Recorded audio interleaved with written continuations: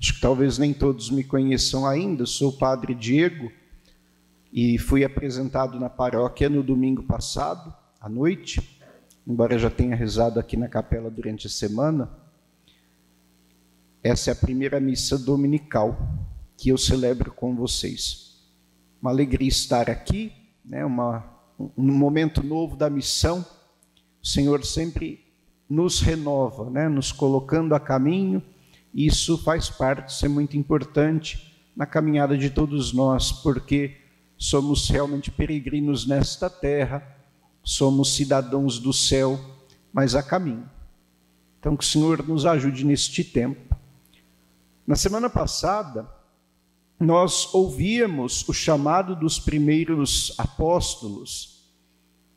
Particularmente, olhamos para a missão de São Pedro, que é o padroeiro desta paróquia, né? E vimos ali a importância do testemunho daquilo que nós recebemos da parte de Deus para levar os irmãos até o encontro com Cristo. Então, Deus Pai mesmo testemunha para João Batista e para os seus discípulos que Jesus era o seu Filho amado, Cordeiro de Deus. André, que era discípulo de João, vai fazer o seu testemunho que recebeu de João Batista, vai transmiti-lo para Pedro, que é seu irmão. Encontramos o Messias. Então, Jesus chega e ensina muitas coisas para uma pequena multidão que se aglomera ali por perto, sobe na barca de Pedro, e certamente as palavras de Jesus iluminam a sua vida. Por isso, Pedro dá crédito àquele testemunho e à palavra de Jesus. Em atenção à tua palavra, vou lançar as redes. Embora Jesus não fosse pescador e não fizesse sentido o pedido dele de lançar a rede naquele horário do dia, que não era propício para peixe. E aí acontece aquela pesca milagrosa que marca este primeiro chamado. Então Deus também dá um testemunho para estes apóstolos de que de fato Jesus agia em seu nome, porque tem poder sobre a criação. E aí durante toda essa semana nós meditamos nisso. Na primeira leitura, a narrativa do Gênesis, da criação, que nos recorda como Deus ordenou tudo a partir do seu amor, vendo que tudo era bom, e no sexto dia, criando a humanidade, vê que tudo é muito bom, porque a humanidade é criada à imagem e semelhança de Deus. Como nós temos que reconhecer esta imagem e semelhança de Deus uns nos outros, para permanecermos unidos na comunhão e no amor. Isso aí é desde Adão e Eva, mas precisa persistir até os dias de hoje. Num dos evangelhos dessa semana, nós víamos a Cananeia, que representa justamente esta degradação da comunhão, quando um irmão enxerga no outro um cão, um cachorrinho. Jesus usa desta ironia para mostrar que não, que essa mulher também é filha de Deus, que tem mais fé do que em Israel. E certamente esse é um ensinamento bem pesado para os apóstolos, inclusive, né, que precisam dar o braço a torcer diante de uma mulher que eles certamente aprenderam a desprezar e que de repente tem mais fé do que eles.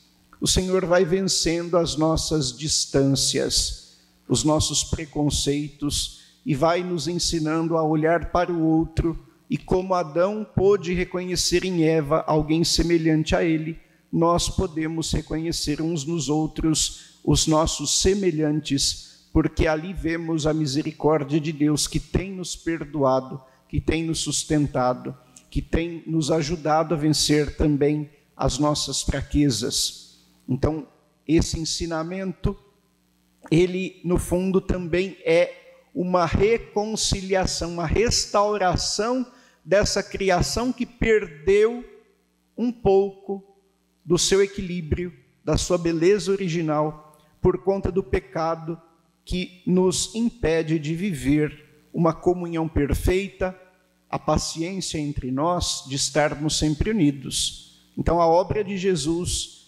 ela não é feita apenas de sinais, mas é feita de uma palavra concreta do amor de Deus que transforma a realidade do nosso coração, que antes estava presa ao pecado, escurecida pelo pecado, pode voltar à luz, pode voltar a experimentar o bem.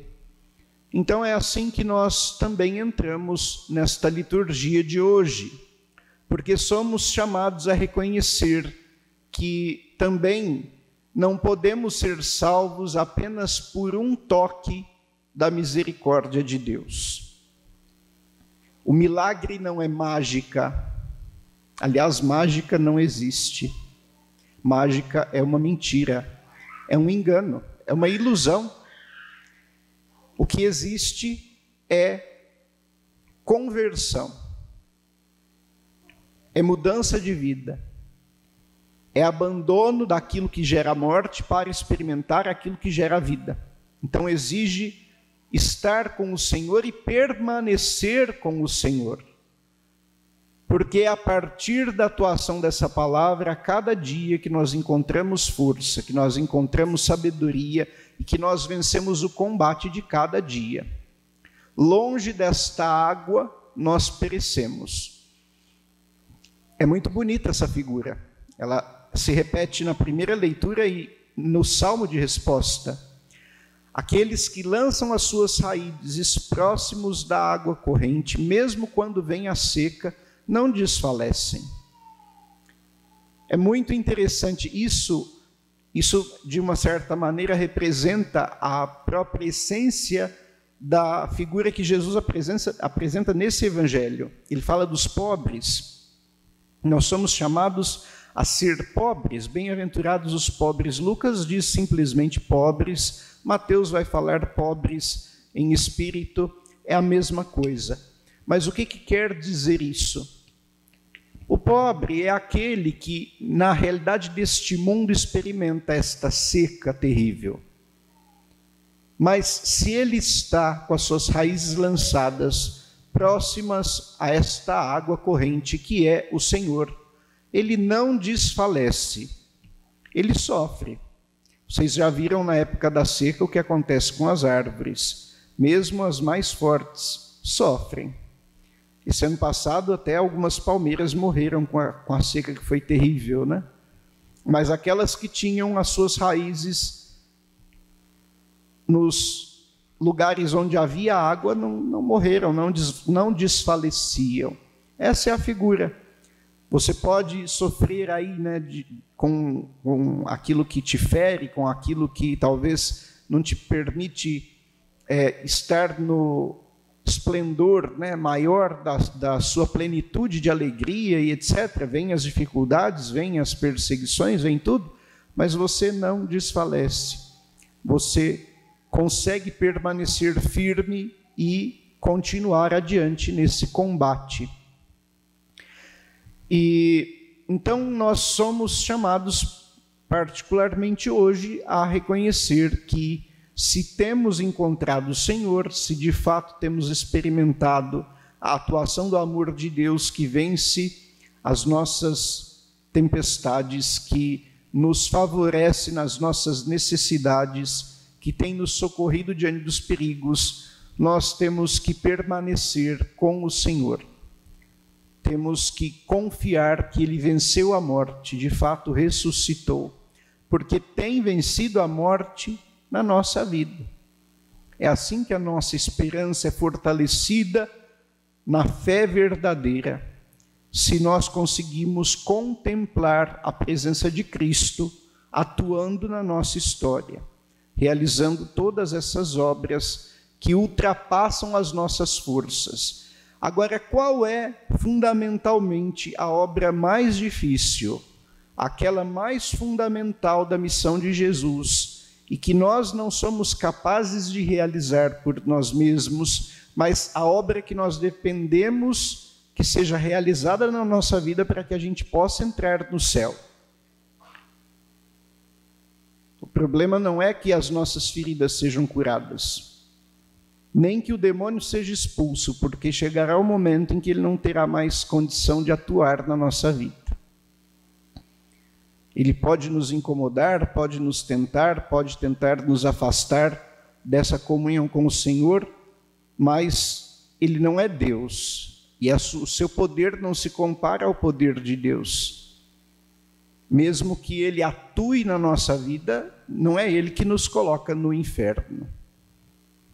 O que nos coloca no inferno? O nosso pecado. O pecado diz respeito às obras que são fruto da nossa consciência, das nossas escolhas. Se nós não abandonamos o pecado para viver a vontade de Deus, então estamos condenados ao inferno. Então Jesus vem para reconciliar consigo toda criatura. Ele vem para trazer o perdão dos nossos pecados, que é uma obra. É uma obra que vai se estendendo por cada dia da nossa vida. O que é a primeira coisa necessária para a gente alcançar o perdão do pecado?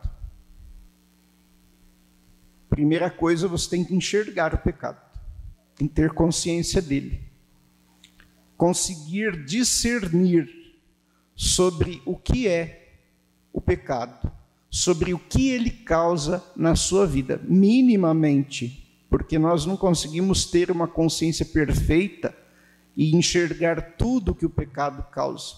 Mas temos uma boa ideia disso, né? Como ele gera a solidão, como ele fere o irmão, como ele afasta as pessoas, como ele também nos faz entrar em confusão, gera o medo em nós. Nós vamos descobrindo tudo isso. Mas só tomamos essa consciência do pecado quando o amor de Deus revela para nós quem nós somos e quem somos chamados a ser, quando nos colocamos diante do Senhor, da sua bondade por nós. E aí, quando o Senhor age com misericórdia, ele põe brasas sobre a nossa cabeça. E aí não só sabemos que pecamos, mas também vivemos o arrependimento. Esse é o segundo passo. O terceiro passo é a rejeição do pecado. Quando nós vamos no sacramento da penitência diante do padre e da igreja, porque o padre representa a Jesus Cristo e a igreja, que são aqueles que foram ofendidos pelo nosso pecado. Nós ali reconhecemos o pecado e manifestamos que não queremos mais pecar. Então, falar o nome do pecado é uma forma de rejeitá-lo, de denunciar aquilo que tem causado a nossa morte diante de Deus. E então o Senhor nos perdoa. Ele retira aquele mal para que a gente possa recobrar a saúde, a alegria, a justiça que havíamos perdido, e assim as divisões vão sendo superadas, a amizade vai sendo refeita, e aqueles que praticavam o egoísmo, que praticavam o mal, se tornam capazes também de fazer o bem. Isso é constante na nossa história. Essa é a obra de Cristo que nos salva. Perdão dos pecados, né? A vitória sobre o pecado e a morte. E cada vez que Ele nos perdoa, nós recebemos a força da ressurreição de novo. Então você já viu a presença do Cristo ressuscitado na sua vida. Já experimentou o Senhor consertando os estragos dos seus erros de muitas maneiras. A sua fé não é em vão. Não somos tolos e dignos de compaixão por acreditar na ressurreição. Pelo contrário, somos felizes. E a nossa fé na presença de Cristo vivo nos dá a oportunidade de continuar de pé, de não desfalecer diante das tribulações, das perseguições, etc. Por isso são bem-aventurados os pobres, aqueles que reconhecem que não possuem as coisas deste mundo, que não colocam a sua confiança nas pessoas, mas em Deus, que não se asseguram na sua própria vida como se fossem ficar para a semente. Tem gente que vive como se fosse ficar para a semente, né? Vocês conhecem esse ditado, né? Todos morrem, todos vamos morrer. E isso faz parte do projeto de Deus e é graça de Deus. Não é ruim que a gente morra. É ruim morrer em pecado. Mas se você morre unido a Cristo na sua cruz, você vai receber vida eterna. Se morre no tempo em que Deus te chama, vai receber a graça da vida eterna.